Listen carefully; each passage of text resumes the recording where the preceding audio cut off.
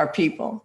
Now, since nobody's trying to off the pig these days, I'm going to let that rest for a minute. Since ain't nobody trying to off the pig, don't even want to talk like that. We want to talk about police state, anti-terror, police violence, off the pig, That was a good statement that we made. Since ain't nobody offing no pigs these days, we are stuck with dealing with the existing scheme. So all the conversation about not dealing with the scheme is meaningless because we're not taking matters into our own hands. We are not delivering any consequences for any of this police violence. Here's this little girl, Breonna Taylor, in her bed, in her house.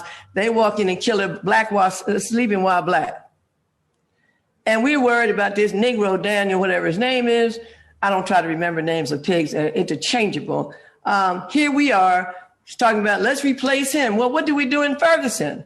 After Michael Brown was killed, the cracker, and I like to say these words, who was a pig, a former cop, a Republican, remained the mayor and was reelected in a city that has 67% black in it.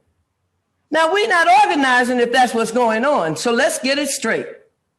All these people that made their bones on Ferguson ended up with a white boy who had been the mayor before, denounced the movement, got reelected with 67% black in a city that only had 21,000 people in it.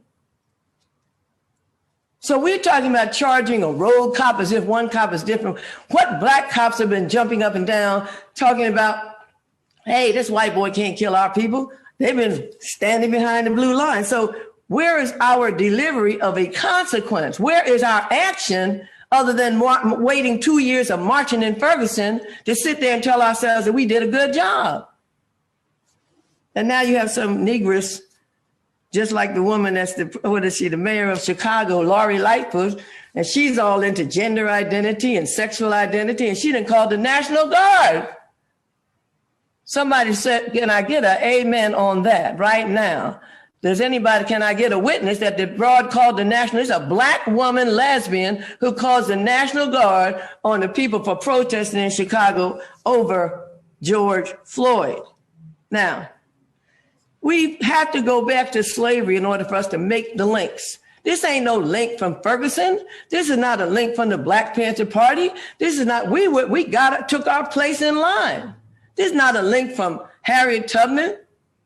I thought that film was terrible, but this is not a link. This is a long chain of struggle.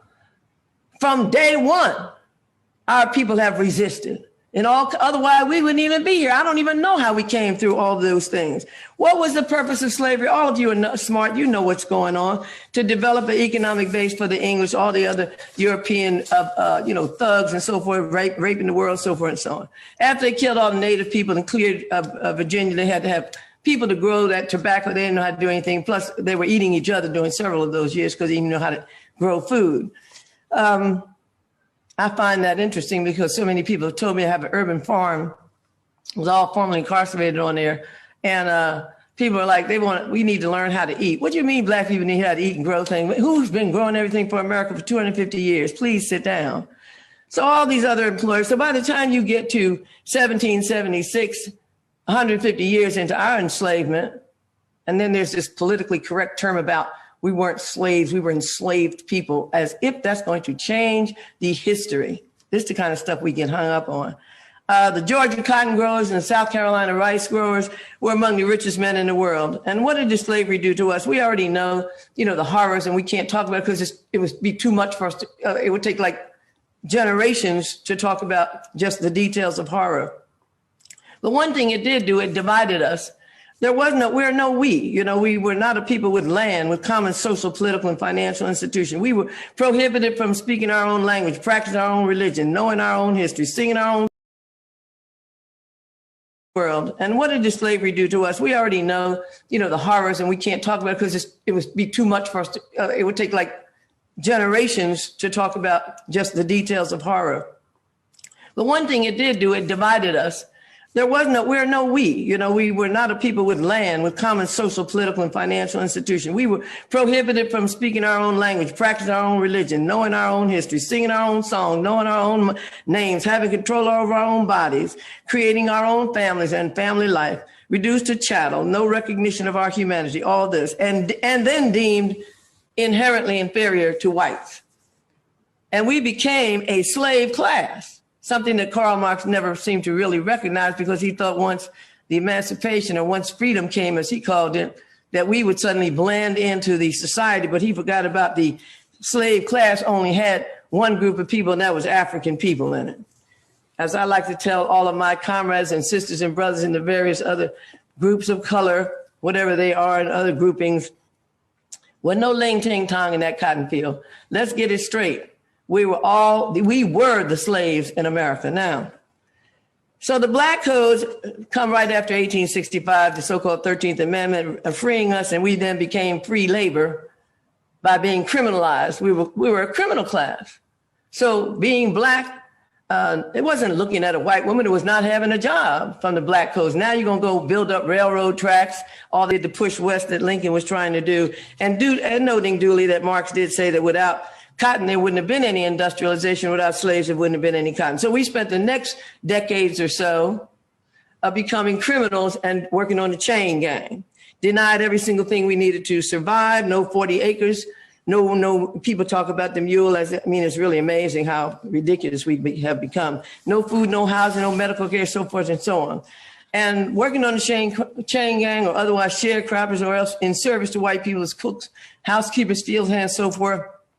Eventually, some of our people who were able to get educated, so forth and so on, started resisting, and more importantly, started building stuff for us, as in the Booker T. Washington model that morphed into Marcus Garvey, which morphed into the Nation of Islam, and so forth. And we struggled for 100 years so we could then get the 1964 Civil Rights Act and the 1965 Voting Rights Act. Now, what did that do for us?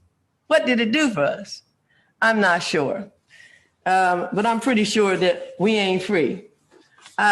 So we have to look at where we came to be when the Black Panther Party entered. I'm not here to talk about per se the Black Panther Party. We have to think about where did we come from? We stepped into the scene in 1966, 1 year after the Voting Rights Act was passed. Why was the Voting Rights Act passed? People fought like dogs, bled like dogs. Why was the Civil Rights Act passed? People fought like dogs. But then we started to realize that Dr. King did, where do we go from here? And that we really hadn't achieved very much.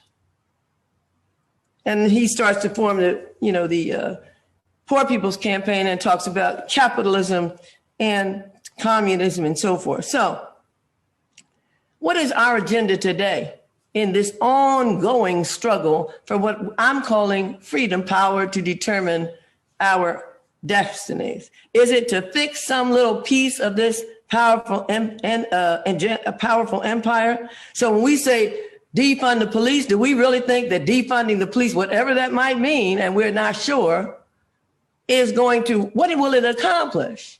What will defunding the police accomplish? Is it necessary? Do you think that Black people are going to be supporting defund the police? I assure you that if you hit the Black community, people want somebody to keep people out of the way. There's all kinds of confusion within the Black community because we ain't been organizing them in the way that we need to. So Black people are looking for the police to come and separate gang activity. They got all kinds of issues that our people are not prepared to say defund the police. And so you don't want to get so far ahead of the people that they can't see you, as we tried to tell Eldridge Cleaver back in the day. And he wasn't that far ahead anyway, because he ended up being a Republican. But anyway, is there a revolutionary goal in distinguishing ourselves along sexual lines and sexual identities and feminism and so forth? Is there a revolutionary organization around that? What is our goal in that? Because what is happening is we're starting to separate ourselves and divide ourselves in these little categories and mostly identify with, quote, other people of color and whatever else there is.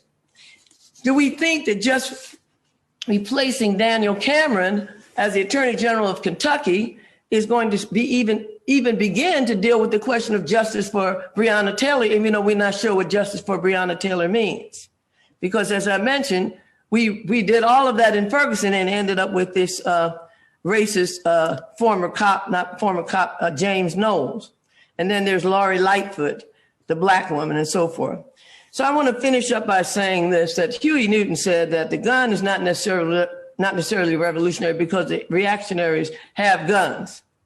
It is the ideology behind the gun that defines it. And that applies to everything that we're doing. What is our ideology? Now, clearly, the panelists here are anti-capitalist, I guess you could say, in some generic way. The question is, what is our action? What is going to drive us? We have to be undergirded by this ideology, and we have to know where we're going. But we are stuck with stuff. Of course, we're stuck with all this neoliberal rhetoric. But Obama, my attitude is, you killed Gaddafi. So what else is there for us to talk about right now? So the discussions that we have right now around peaceful protest versus violent protest, and we actually get involved in stuff like that. We have identity issues that divide us. I went to this Afro punk thing, and everybody was walking around with a little sticker as to what their pronoun was.